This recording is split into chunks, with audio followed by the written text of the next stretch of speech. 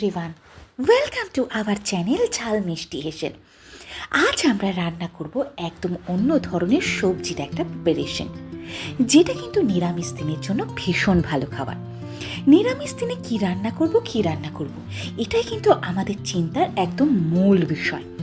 কিন্তু এরকম একটা রান্না যদি নিরামিষ দিনে হয়ে থাকে তাহলে কিন্তু দারুণ হবে খেতে।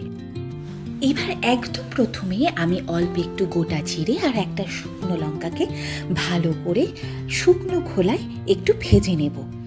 এই রান্নাটা কিন্তু একটা অসাধারণ রান্না। এই রান্নাটা কিন্তু ভীষণ ভালো খেতে লাগে। আমাদের কিন্তু মশলাটা পেস্ট করাও হয়ে গেছে। এরপরে কড়াইয়ের মধ্যে আমি কিন্তু এখনও গ্যাস জ্বালাইনি। কড়াইয়ের মধ্যে আমি সমস্ত সবজিগুলো এখানে দিয়ে দিলাম, যেমন আলু, ঝিঙে, কুমড়ো, টমেটো আর গোটা কাঁচা লঙ্কা, এবং দিলাম সেটা হলো ছোলার ডাল। এই ছোলার ডালটাকে কিন্তু আমি এখানে 3টে সিটি দিয়ে নিয়েছিলাম। তারপরে দিয়ে দিলাম হলুদ গুঁড়ো, নুন এবং সর্ষের তেল। এই পুরো জিনিসটাকে এবার আমরা ভালো করে ম্যারিনেট করে নেব। এইটা খেতে কিন্তু দারুণ লাগে। এই একটা পদ দিয়েই কিন্তু হয়ে যায় পুরোটা খাবার। আর সাথে থাকে যদি একটু আলু ভাজা, তাহলে তো কোনো কথাই নেই। এবার পুরো জিনিসটাকে আমরা হাত দিয়ে ভালো করে ম্যারিনেশন করে রেখে দিলাম। এবার গ্যাসটা জ্বালিয়ে দেব, কিন্তু তার আগে এর মধ্যে দিয়ে দিলাম একটু বেশি পরিমাণে জল, যাতে সব সবজি এবং ডালগুলো ভালো করে সিদ্ধ হয়ে যায়। এবার চাপাটা দিয়ে ভালো করে ফুটতে দিলাম 10 থেকে 15 মিনিট মতো। 10 থেকে 15 মিনিট ফোটার পর এটাকে ভালো করে আমরা নাড়িয়ে নিচ্ছি এবং দেখে নিচ্ছি সবজিগুলো ভালো করে সিদ্ধ হয়েছে কিনা। আমাদের সবজিটা সিদ্ধ এখনো হওয়া বাকি আছে এবং ঝোলটা আর একটু টানতে হবে। ডালগুলো কিন্তু এরকম দানা দানাই থাকবে। আমি 2 থেকে 3টে সিটি দিয়ে নিয়েছিলাম।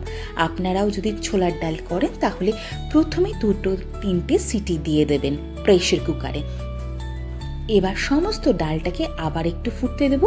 তার মধ্যে আমরা দিয়ে দিলাম একটা তরকা পাত্রের মধ্যে অল্প একটু মাস্টার্ড অয়েল, তারপরে দিয়ে দিলাম তেজপাতা, তারপরে একটা শুকনো লঙ্কা মাঝখান থেকে ভেঙে, এবং আদা আমি এখানে থেঁতো করে নিয়েছি, আদা আর অল্প একটু হিং।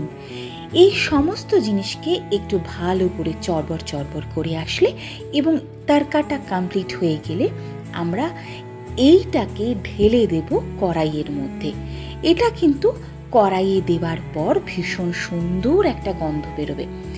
এইটা দিয়ে আবার 5-7 মিনিট আমরা পুরো ডালটাকে ভালো করে ফুটাতে থাকবো। ডালটা একটু ঘন ঘন হবে, একদম পাতলা ডাল কিন্তু হবে না। আর যেহেতু ছোলার ডাল, অল্প একটু ঝোল ঝোল নামাবেন, নাহলে পুরো ডালটা কিন্তু একেবারে শুকনো হয়ে যাবে।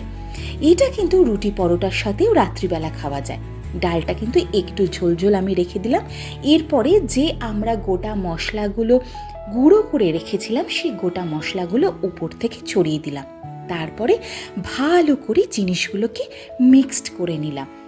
এটাকে মিক্সড করে নেওয়ার পর এর মধ্যে দিয়ে দিলাম অল্প একটু ঘি, যার ফলে কিন্তু এই ডালটার একটা অন্য স্বাদ এনে দেবে। ব্যাস, তৈরি হয়ে গেল আমাদের ছোলার ডালের নতুন ধরনের একটা রেসিপি। এটা কিন্তু ভাত, রুটি, পরোটা সব কিছুর সাথেও দারুণ লাগে।